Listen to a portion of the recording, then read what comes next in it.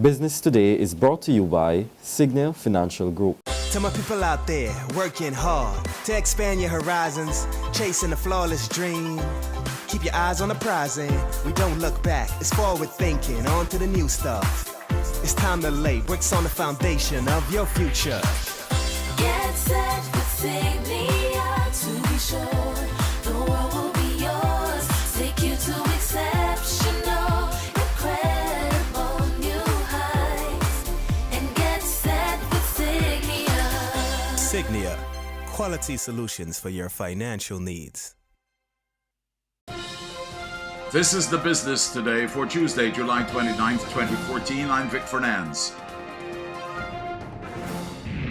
A major breakthrough could soon bring relief for hamburger manufacturers on the island.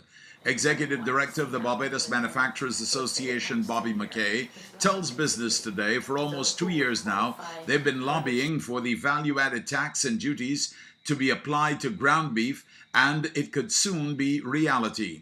Currently, ground beef is included in the basket of goods, and as a result, some importers use the tariff number attached to the ground beef to import frozen hamburgers free of any levies. But McKay points out this has been a major headache for local manufacturers. We have 3 manufacturers here, which we Hi-Pat, Jason Jones and the BADMC, who make amazing burgers, but they're being affected because burgers are coming in fat and duty-free. So the solution there, and we've got this far now, is that the burgers there will be a separate breakout tariff for burgers, so that frozen burgers will be dutiable and vatable, so that because it's not mincemeat, it's cheating. I don't care what any other word you call it, it's cheating, and the local manufacturer is paying VAT and charging VAT. So that changes the price when you go in the supermarket and you see a product that looks like it's less, and you don't realize what's going on. As the BMA reported the news, Industry and Commerce Minister Don Villinis challenged the manufacturers to speak out on problems affecting their industry. Addressing weekend celebrations to mark the association's 50th anniversary, Innes, however, urged the group to ensure its claims are backed up by sound research. But I say to you in the Manufacturers Association, feel free to always speak your mind. Never feel that you must cower in a corner. I also say to you, thirdly, that you need to be very research focused and to bring evidence. We really cannot be groping in the dark. And I believe the mechanisms are in place that allows for this kind of research to take place.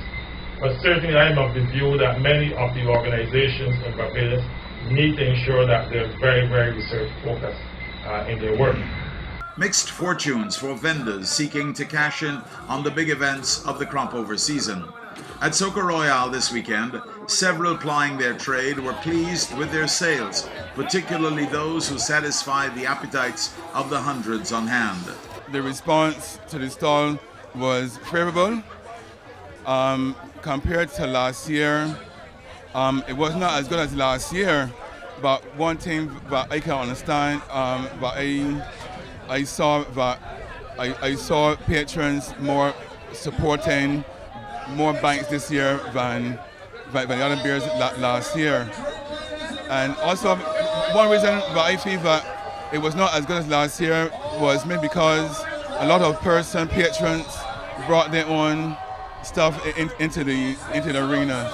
But others reported that while they did make some money, sales were down when compared to last year. This year things are a bit low-key.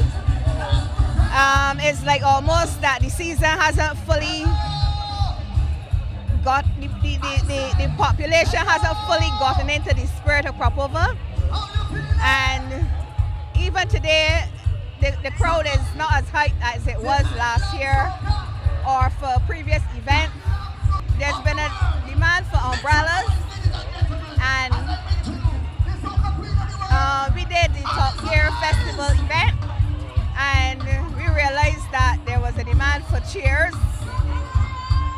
So we invested in a folding stool, and it's really taken off.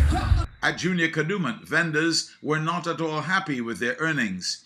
Not only were sales low, but the vendors complained that the event finished way too early and they would not be able to recover money spent. Despite the mixed reviews from vendors, head of the Private Sector Association Alex McDonald says there is no mistaking the contribution of the various crop-over events to the economy. The business of entertainment is entertainment. I mean, it is a business. There are people who make their money and life throughout this whole thing. So people who cook the food, rent the venue, play the music, sell the alcohol, taxi men. It's an ecosystem that people depend on once a year. The manager of Sunbury Great House, Donna Simpson, says the festival has brought new life to the St. Philip property. She admits business has been tough, so much so that work hours for employees were reduced. Speaking on the sidelines of a private event called Fire to Work, Simpson told Business Today Sunbury will, however, continue to hold its own. We're still here. I'm surprised, but it's very last minute. People are getting married last minute.